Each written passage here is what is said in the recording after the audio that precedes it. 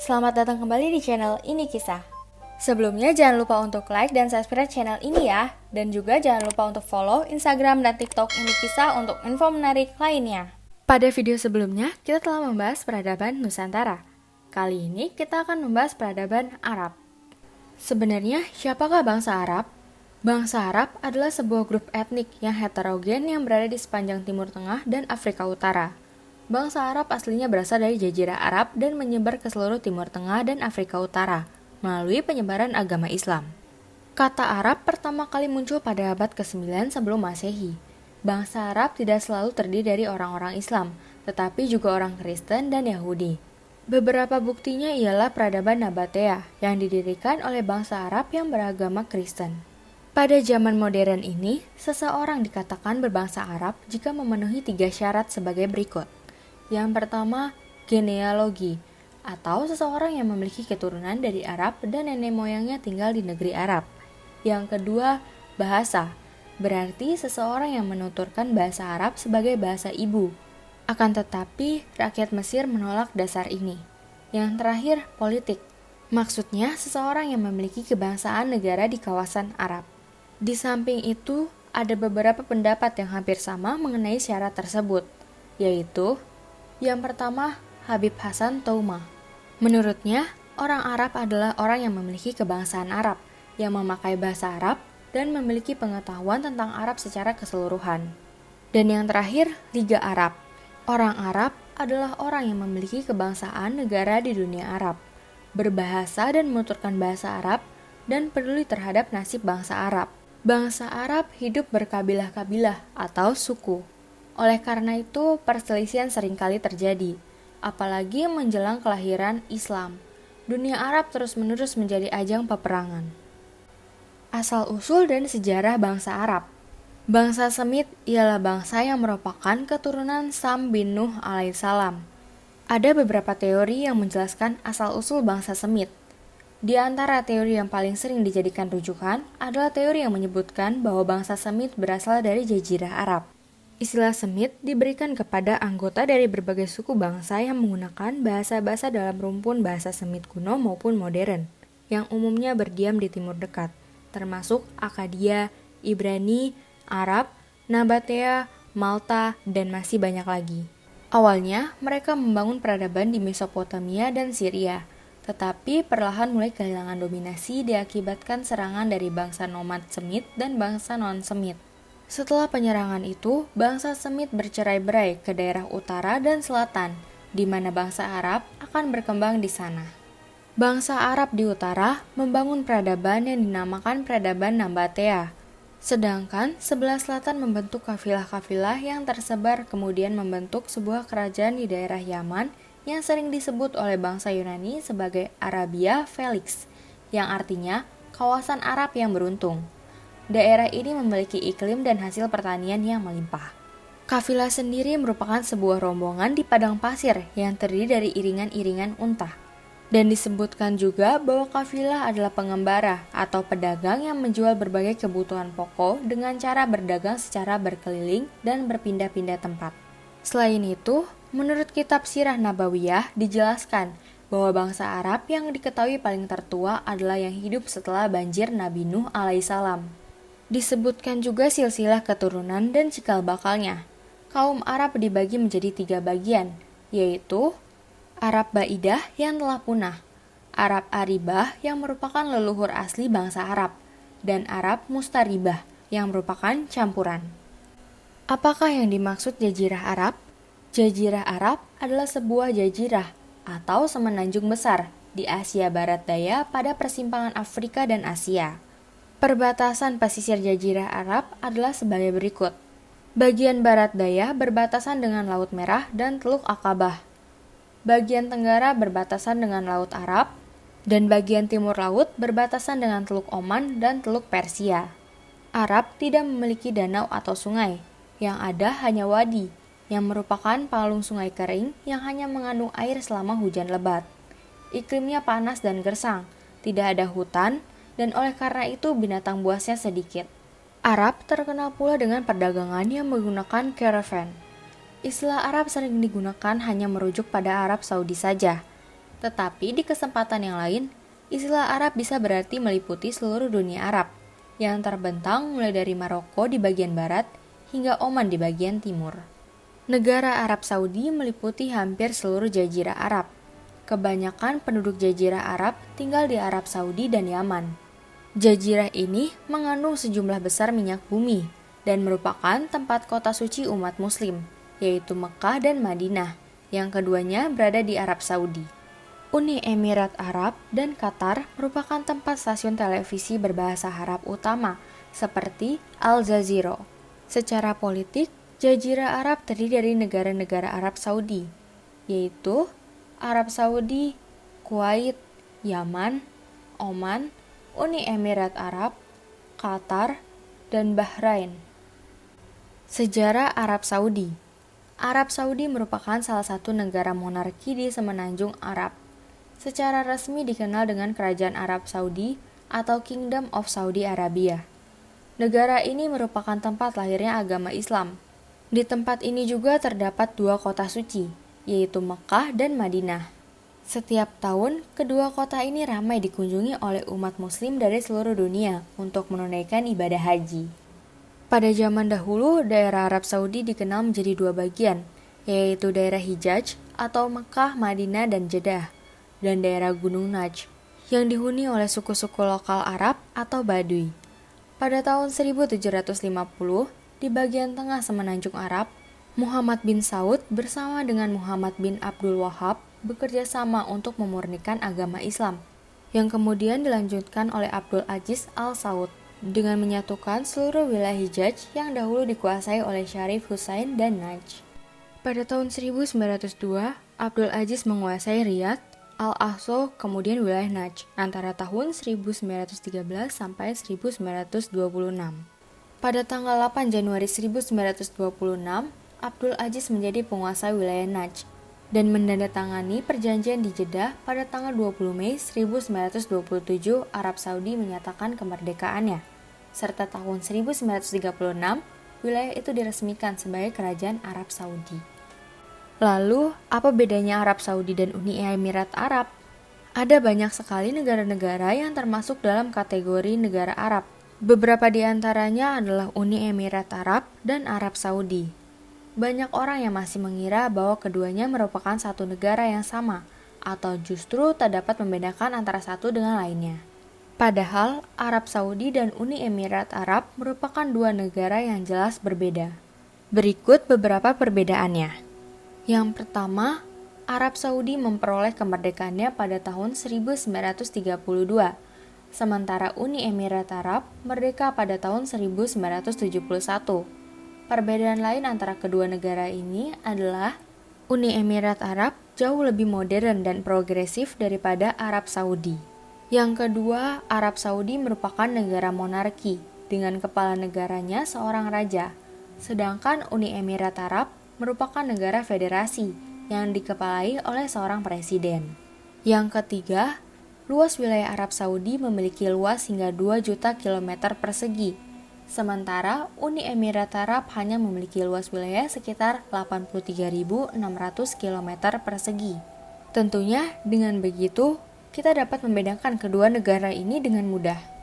Yang keempat, ibu kota Arab Saudi adalah Riyadh, sebagai ibu kota negara yang megah dengan gedung-gedung yang tinggi. Sedangkan ibu kota Uni Emirat Arab adalah Abu Dhabi. Namun kepopuleran kota Dubai masih terasa lebih besar di kalangan dunia. Yang kelima, landmark negara. Arab Saudi merupakan lokasi dari Ka'bah, yang merupakan tujuan dari seluruh umat muslim yang ada di dunia. Sedangkan Uni Emirat Arab memiliki gedung Burj Khalifa, yang merupakan gedung tertinggi di dunia. Yang terakhir, penduduk kedua negara. Arab Saudi konon memiliki penduduk yang 90% diantaranya merupakan masyarakat asli Arab, sehingga memang originalitas dari penduduknya masih terasa secara penuh. Sedangkan Uni Emirat Arab hanya memiliki 12% penduduk yang merupakan asli Arab.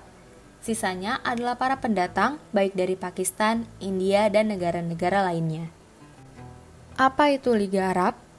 Liga Arab atau biasa juga disebut dengan Arab League atau Al-Jamiyah Al-Arabiyah Didirikan pada tanggal 22 Maret 1945, merupakan suatu organisasi persatuan negara-negara Arab. Tujuan didirikannya Liga Arab adalah untuk menjamin kemerdekaan, mempererat hubungan dan persaudaraan, serta mengadakan kerjasama ekonomi, politik, dan militer di antara para anggotanya.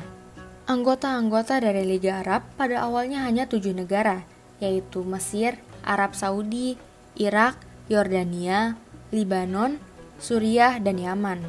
Akan tetapi, kini negara-negara yang tergabung dalam Liga Arab menjadi bertambah banyak. Hampir seluruh negara Arab yang berada di Timur Tengah menjadi anggotanya. Misalnya Aljazair, Bahrain, Kuwait, Libya, Mauritania, Maroko, Oman, Qatar, Somalia, dan masih banyak lagi.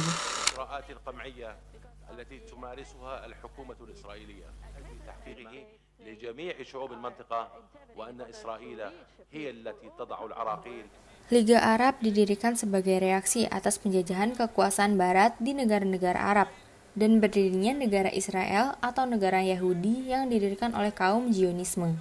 Pembentukan Liga Arab ini dirintis oleh seorang politikus Irak, yaitu Nur al-Said, ketika usaha gerakan Zionisme untuk mendirikan negara Yahudi di daerah yang dinamai Palestina semakin kuat. Seorang negarawan Mesir, Nahas Pasha, kemudian mengundang beberapa negara Arab untuk membahas pembentukan Liga Arab.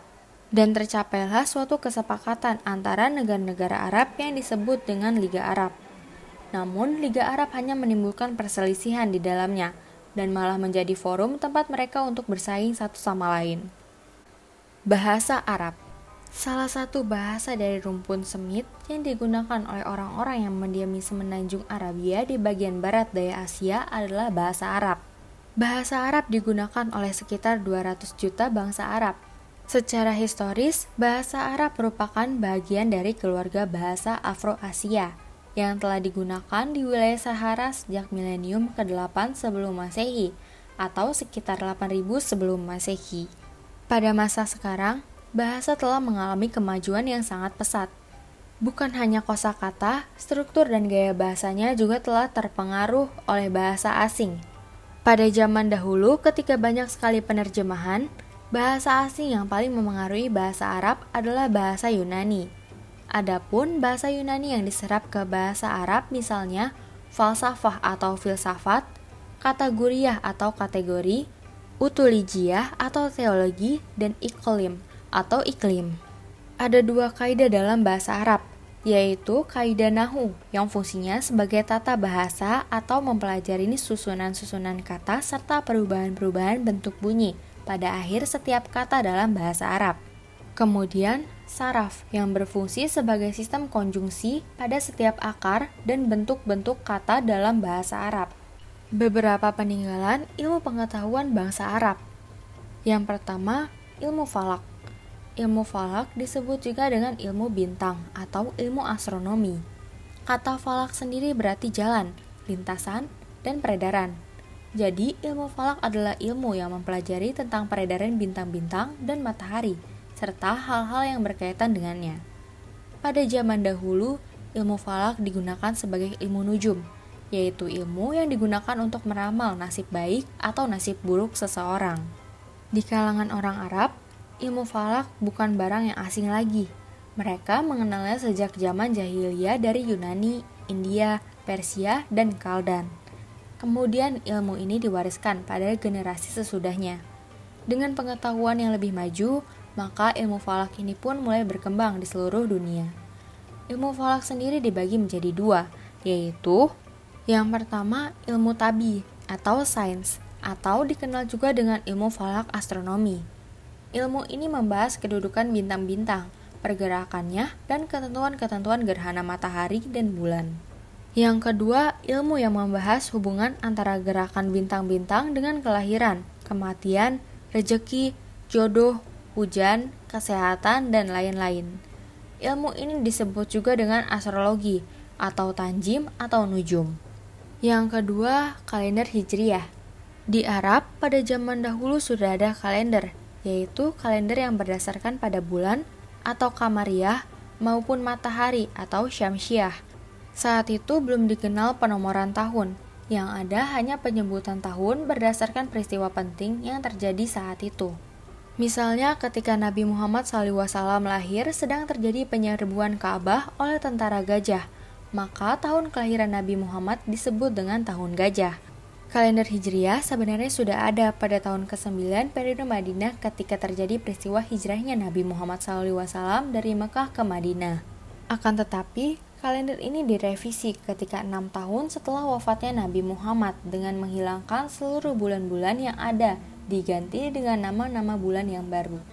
Nama-nama bulan Hijriah dan jumlah harinya, yaitu Muharram lamanya 30 hari, Safar 29 hari, Rabiul Awal 30 hari, Rabiul Akhir 29 hari, Jumaidil Awal 30 hari, Jumaidil Akhir 29 hari, Rajab 30 hari, Syaban 29 hari, Ramadan 30 hari, Syawal 29 hari, Zulkaidah 30 hari, Zulhijjah 29 atau 30 hari.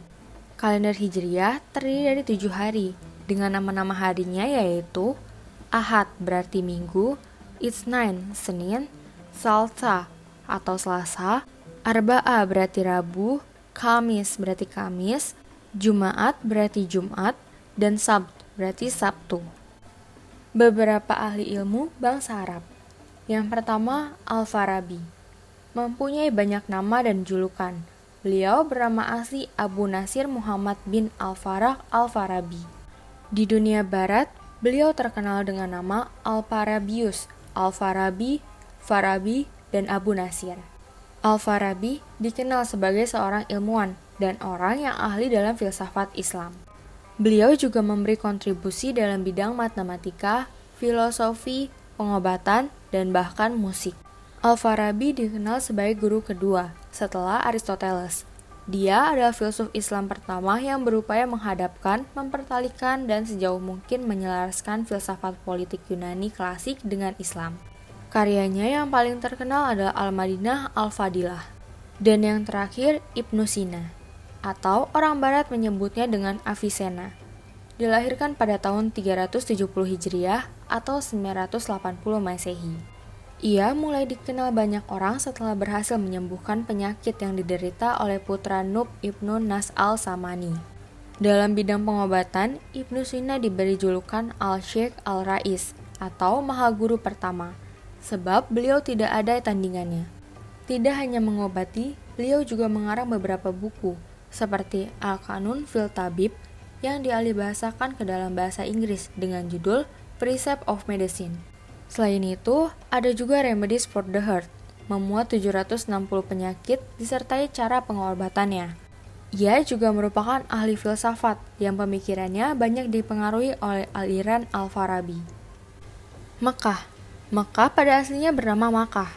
Makkah merupakan kota suci pertama umat muslim. Penduduk Mekah pertama kali adalah keluarga Nabi Ibrahim alaihissalam dan istrinya yaitu Siti Hajar. Sejak zaman sebelum Islam, Mekah telah menjadi tempat ziarah keagamaan di samping sebagai tempat persinggahan para pedagang. Pada setiap musim haji, kota Mekah dipenuhi ratusan ribu umat muslim yang datang dari segala penjuru dunia, karena di kota ini terdapat Ka'bah. Ka'bah merupakan sebuah bangunan berbentuk kubus yang terletak di dalam Masjidil Haram, disebut juga dengan Baitullah atau Rumah Allah. Selain sebagai kiblat umat muslim, bangunan ini juga digunakan sebagai tempat untuk melakukan tawaf pada saat menunaikan ibadah haji dan umroh. Ka'bah dibangun oleh Nabi Ibrahim dan putranya Ismail. Sudut-sudut Ka'bah bernama Rukun Iraqi, Rukun Syami, Rukun Yamani, dan Rukun Aswadi. Rukun yang terakhir inilah yang digunakan sebagai tempat Hajar Aswad atau batu yang berwarna hitam yang biasa dicium orang ketika sedang melakukan tawaf.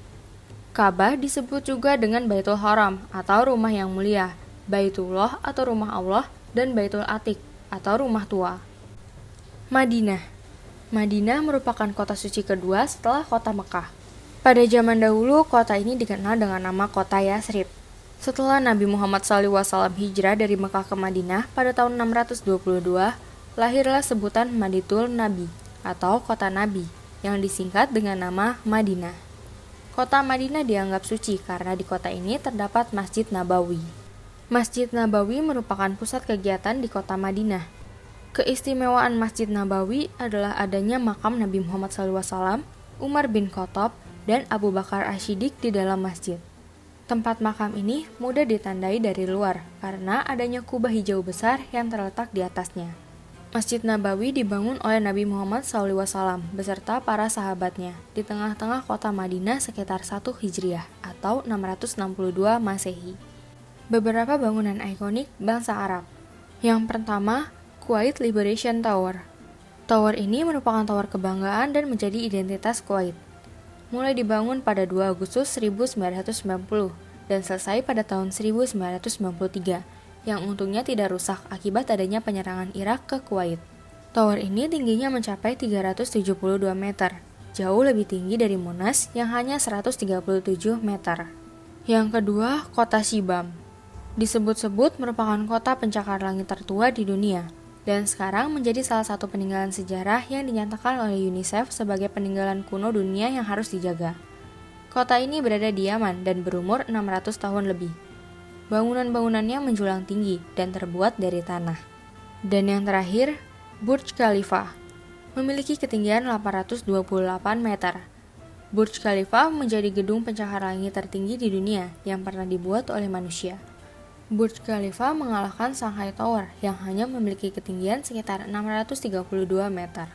Gedung ini pertama kali dibangun pada 6 Januari 2004. Kemudian selesai dibangun dan diresmikan pada 4 Januari 2010.